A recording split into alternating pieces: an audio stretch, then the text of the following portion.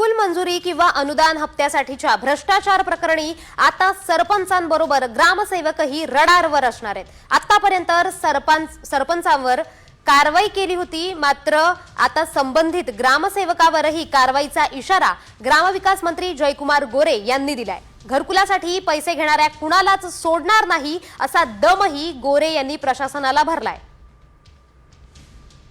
घरकुल भ्रष्टाचार प्रकरणी आता ग्रामसेवकावरही कारवाई होणार आहे। कुल मंजुरी किंवा अनुदान हप्त्यासाठीच्या भ्रष्टाचार प्रकरणी आता सरपंचांबरोबर ग्रामसेवकही रडारवर असणार आहेत। आतापर्यंत सरपंचांवर कारवाई केली होती, मात्र आता संबंधित ग्रामसेवकावरही कारवाईचा इशारा ग्रामविकास मंत्री जयकुमार गोरे यांनी दिलाय। घरकुलासाठी पैसे घेणाऱ्या कुणालाच सोडणार नाही असा दमही गोरे यांनी प्रशासनाला भरलाय। घरकुल भ्रष्टाचार प्रकरणी आता ग्रामसेवकावरही कारवाई होणार आहे।